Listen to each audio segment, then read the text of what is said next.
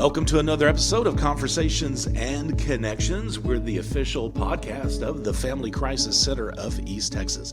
I'm Stuart Burson, the prevention coordinator for the agency, and it is June, which means it is Pride Month throughout the country. And with me today, I have my guest is Diju Fritzy. Diju is the social media specialist for Pride Alliance of Lufkin. Is that correct? That is correct. Well, yes. I really appreciate this. Is kind of semi-short notice. I don't think I reached out to you until Tuesday, I believe, Tuesday or Wednesday. But I do appreciate you taking some time and coming over here and doing this. So I just kind of want to start out probably really broad. Tell me about Pride Alliance of Lufkin. What are you guys all about? Your mission? Give me the speech. Of course, sure. So Pride Alliance of Lufkin is a group that our main goal and focus is to create inclusive and safe events in Lufkin and East Texas area as well. We'd like to branch out and get more into the surrounding areas. So that's why our Pride is going to be called Piney Woods Pride, because we want to get outside of Lufkin as well. But our goal is to create safe and inclusive events, especially right now, because it's a time where a lot of people don't feel included or safe in all the spaces that they go out, especially in smaller towns. Right. And I kind of want to talk a little bit more about that here in just a minute. How long have you guys been around? How long have y'all been established? We were formulated last September, and then it was kind of low-key for a while, and we've just, in the last 3 months, been making everything public and trying to organize events, and we've started a calendar now. So we're pretty new, but we've got a lot of plans, especially for the remainder of this year. Okay. We were talking a little bit about, before we actually started recording, about other organizations, and there's several in the area. How does that work? Do you find that it may not, what's the word I'm looking for? Or how can I phrase this? With so many different organizations trying to do an awesome thing, does it sometimes feel like it might be better if you all kind of join together? I guess join forces, I guess, is a way to say that. Well, yeah, absolutely. And I think that we are currently. I will say that several of our officers with Pride Alliance are also on planning committees for events with those other organizations. And we all share each other's events. We all help each other on social media. And then, in fact, a couple of us are also moderators on other people's pages. So we kind of have our hands in all of it to be a bridge between all the different groups. Okay. But what I would tell people, because what I do get sometimes is people will get online looking for things like this and may get confused at how many there are and which ones are doing what. And I think there's room for everybody and what everyone else's mission is, because we may not all have the same mission. Even though we are all LGBTQ, some people want to focus more on, service to the community, while others want to focus on fun events, or others want to focus on political driven things. So there's room for everybody to kind of have their own niche, while we're all kind of collectively working together for the big goal. Yeah. Of course. Sure.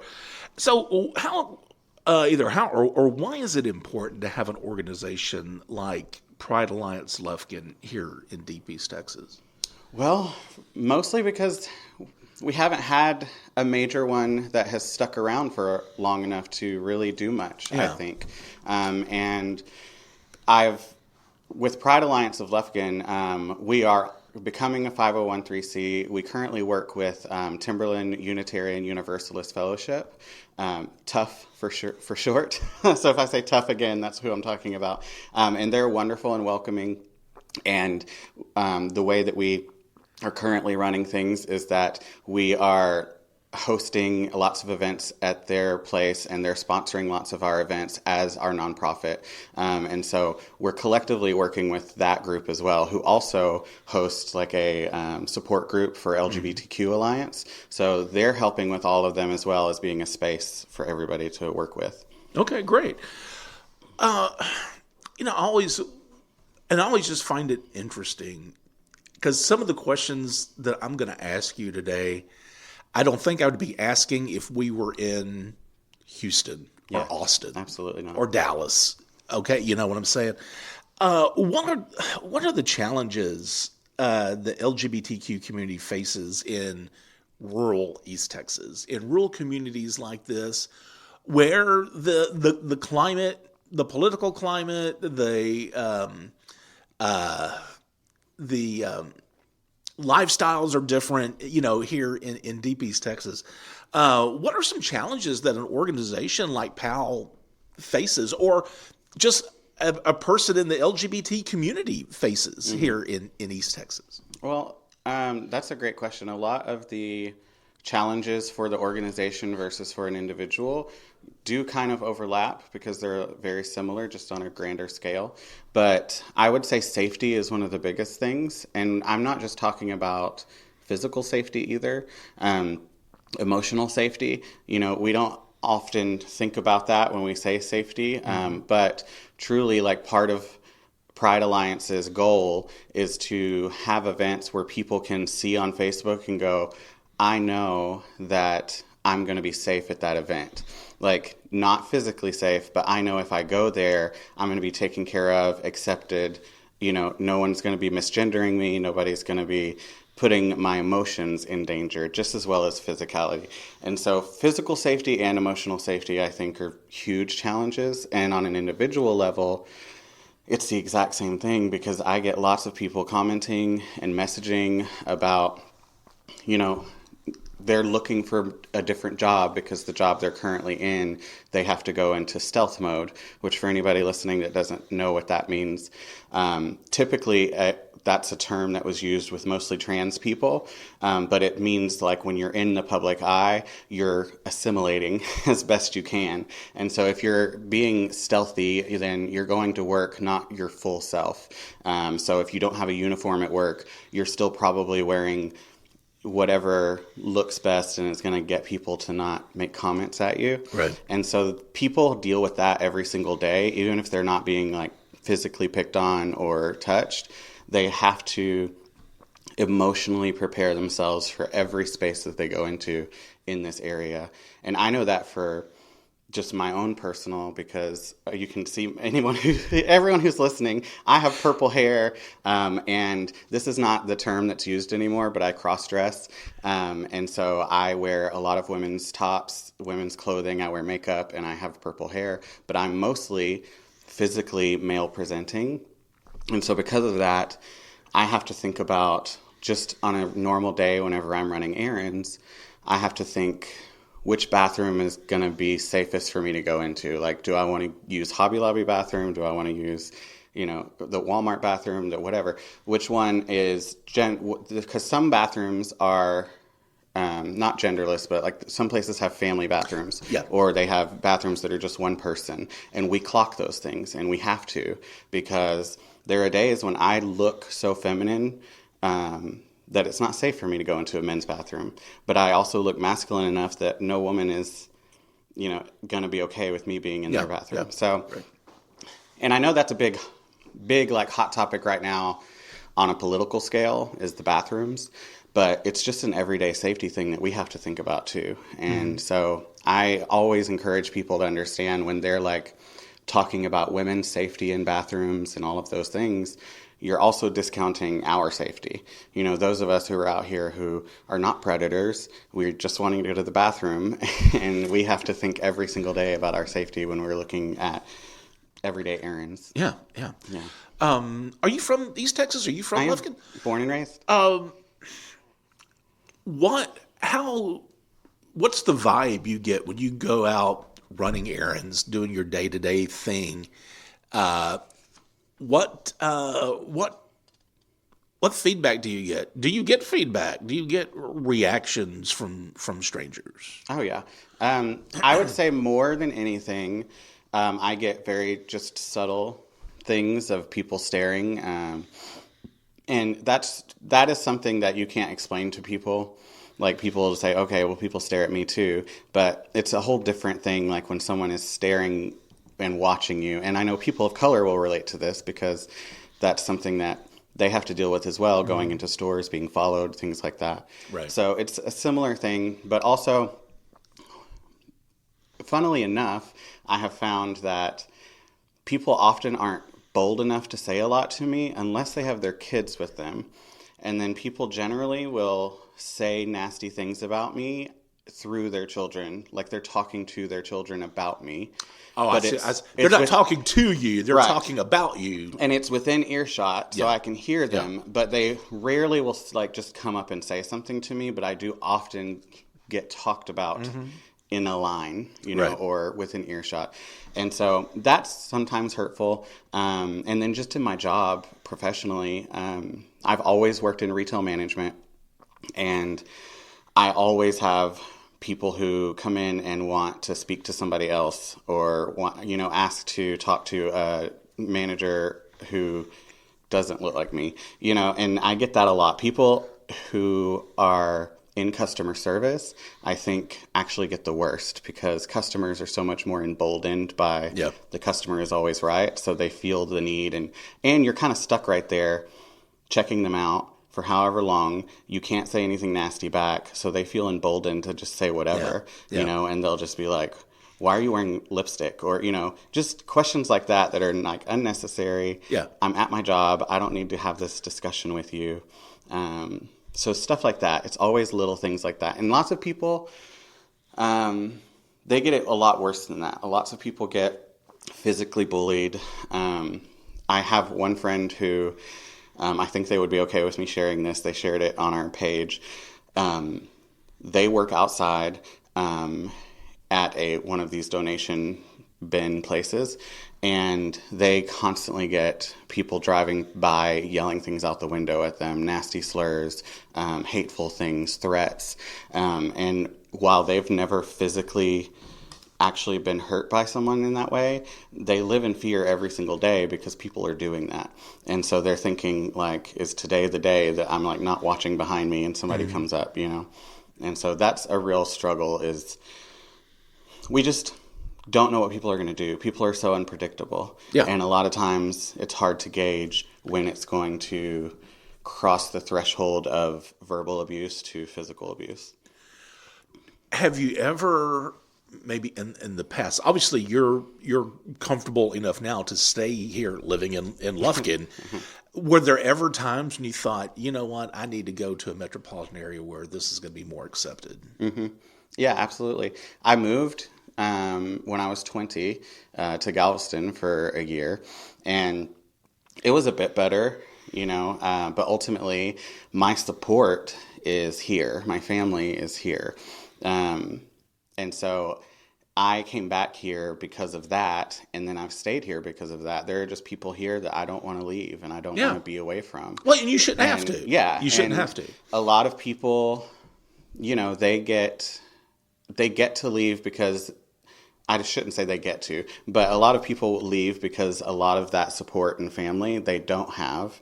They get ousted when they come out, or they feel like they have no one here, and so it is better for them to go elsewhere. And ultimately, it might have been better for me to go elsewhere too. But the older that I get, the more pride I have in my town and the people that I have met who are the opposite of all of these fears. I've met so many wonderful people in Lufkin.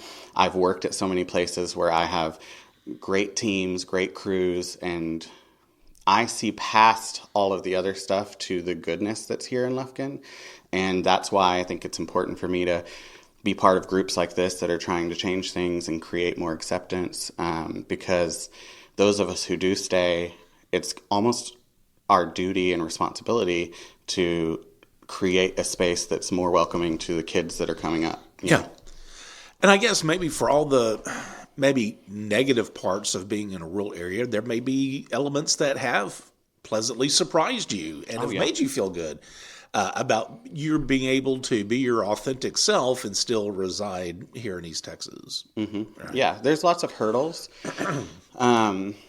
There's times when I've been trying to look for places to rent, places to work, looking for a new job where I know the vibe of someone who doesn't agree with the way that I look. Whether they say it or not, people in their demeanor show you how they feel.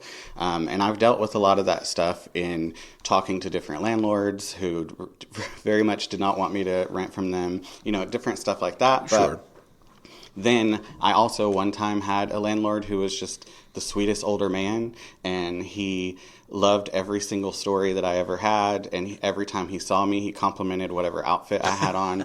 Like, he went out of his way to make me feel welcome, and feeling safe like that at home under a landlord tremendously changed my outlook and how I even acted at work. And so you can see past all of that stuff, but for some people it's really difficult to see past the bad of Lufkin, especially if their home life is just as bad. Right. Yeah. Right. Okay, so kind of shifting gears a little bit, are there any resources here in East Texas that supports members of the LGBTQ community? And if so, what are some organizations that you can talk about that have proved to be accepting and friendly towards the community like that? I will say the LGBTQ Alliance, the other alliance that I mentioned earlier, they're doing lots of things.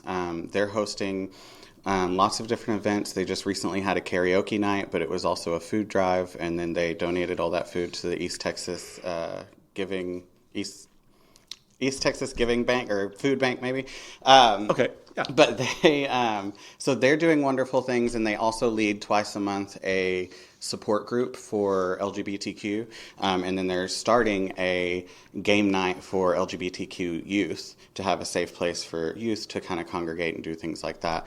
And then the rest, I will say that I have not encountered a lot of organizations that really go out of their way, I guess, to help with LGBTQ issues. I think that in general, most organizations will kind of say that there's support for everyone, but I think that LGBTQ people kind of fall through the cracks a lot of the time because a lot of these organizations are so linked to religious organizations as well, especially in this area. Any support that you're looking for is almost always tied to some religious affiliation. And while that may be okay and that may be great, it does keep a lot of LGBTQ people away because a lot of us have so much religious trauma that we won't even attempt, with an organization like that. And religious organizations are probably going to be more prolific here in a rural area than you would see maybe in a more metropolitan area. Have you seen any progress or change in attitude in our community towards the LGBTQ folks who are here? I have, and I think it's one of those like 2 steps forward, 1 step back, or whatever that phrase is. Maybe it's 1 forward, 2 back, but I think I do see that, but then I also will the same week see something that brings me back a little bit. So I haven't seen anything significant enough to say there's this huge shift yet, which is what PAL is really wanting to work on, is we want to see a shift. I will say that I do think there's a shift in local businesses that support. And that's something that I really found when I started working for small businesses, and I got jobs with small businesses, and I started attending like chamber meetings and things like that. And when you do that, especially dress the way that I do and look the way I do, I get a real sense of what companies are going to support me, even if they're not outwardly saying we're pro-gay. The way that they treat me when I'm in the room, speaks volumes. And there's lots of businesses around that are welcoming, that when you walk in, they don't make you feel a certain way. One in particular that pops in my head, Chatterbox Hobby Shop, is in the mall. And they, he has comic books and Funko Pops, and they do Magic the Gathering nights. But they are so inclusive and so welcoming, and they've really created a space like that in our community where people feel like, oh, I can be a nerd and gay, I can be all these things. And I think that's super important to see small businesses coming out and creating spaces like that. And he's not the only one. It's just the one top of my head, but yeah. Right. Well, just the Family Crisis Center of East Texas, we have always made it a mission to be accepting for everyone, because no matter if you're male, female, whatever your sexual orientation is, no matter what lifestyle you lead, we want to be there for people who go through instances of domestic violence and sexual assault. In fact, I did pull up a tidbit of information yesterday. This is from the LGBTQ DV Awareness Foundation. More than 60% of LGBTQ plus people have experienced domestic or family or intimate partner violence or abuse in their lifetime. So it does affect everyone. Mm-hmm. And so, what you do want to make people know that no matter what type of community or group you feel like you belong to, you are welcome to the Family Crisis Center of East Texas. And if you need to get out of a dangerous relationship, we do want to be there for these folks. If someone is interested in getting involved in Pride Alliance, how can they contact y'all? Who do they need to get up with? Well, we're on Facebook and Instagram. We have a private group on Facebook as well as a public group. So if you just search for Pride Alliance of Lufkin, then you'll find us on Facebook and Instagram. And we also have our email, which is Pride Alliance of Lufkin .org. Okay. And then we also have several different emails. If you go to our Facebook page, it'll show you there, but we've started a couple different things. One thing is called Dear Pen Pal, which is like a advice column, almost like a Dear Abby throwback. And so that has its own email because we want to keep it private. And so you can write into that with any issues or concerns. And some of them we post, some of them we don't. And we just anonymously give advice on that stuff. Yeah. And then also, I add everyone on Facebook. I tell everybody, add me, Diju Fritzy, and then I'll get you added to everything, and I'll send you stuff about the events we have, But the best way definitely is to find us on Facebook or come to one of our events and get on our email list. Because if you sign up as a member of Pride Alliance at one of our events, then we add you to our email list, and then you know everything that's happening. Great. Speaking of events, is there anything coming up? Is there anything being planned for this month, being Pride Month, if not this month, anything in the near future that will be available to the public, open to the public? Absolutely. So Pride Alliance of Lufkin, our goal is to have 2 to 3 events a month all year round. Okay. And so we're working on doing different types of events. This month in particular, this upcoming Monday, which is June 9th, is our first queer book club meeting. And so we're starting a queer book club where we just read queer authors and stories about queer people. And then we also have a game night of ours on Friday the 13th. And that's just a regular game night, all ages. And it's just a time to get together, and all of these events are free. And then we also have the LGBTQ Alliance with Tough. They're having their game night on the 14th. And then our last 2 things for the big Pride Month is the 22nd of June. We're doing our Pooches and Smooches event. It's National Kissing Day. And so we're going to have a kissing booth for your dogs. And so we have a photographer that's going to take pictures. And so you'll get a cute picture with your pup. And we're also going to have Misty's Misfits there to do vaccines and microchipping. And where's this going to be at? This is going to be at the Unitarian Universalist Fellowship. Okay. They're hosting it, and also that morning is their Pride service. So starting at 10 a.m., they're going to have a Pride service at the Fellowship, followed by a potluck in our event. And then the LGBTQ Alliance is going to be there with us. They're collecting dog and cat food to donate to Wendy's Misfits. So we've got a lot of people on that day. Yeah. And then the very last thing for the month, on the 28th, the LGBTQ Alliance is hosting a Pride out at Ratcliffe, I believe. They are mostly on Instagram. So if you look for LGBTQ Alliance on Instagram, they have all their stuff posted there. But at the end of the month, they're doing a Pride. And then our big Pride event for Pride Alliance is happening in October.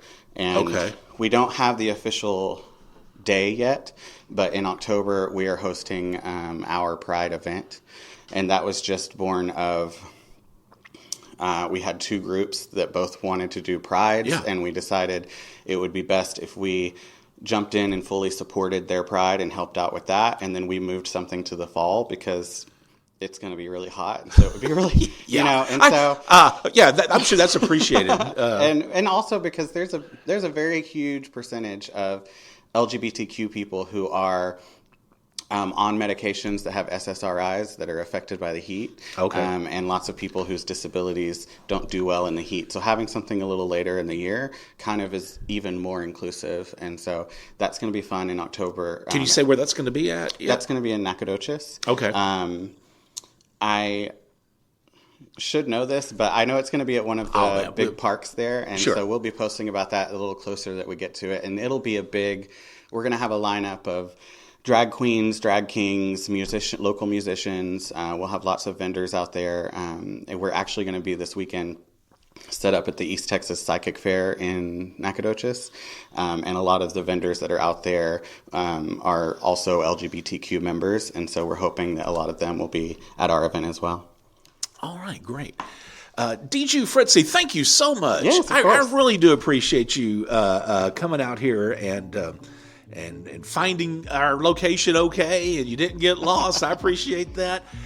Thank you so much. Diju Fritzy, again, the social media specialist with the Pride Alliance of Lufkin. Look them up on Facebook or Instagram if you want more information and want to get involved. And again, I always like to remind you when we close out, if you feel like you need the services of the Family Crisis Center, we do have our toll-free number. That's 1-800-828-7233. Be sure to find Conversations and Connections via Spotify, Apple Podcasts, YouTube, pretty much any podcast service of your choice. Remember, be the voice. If not for you, for someone else.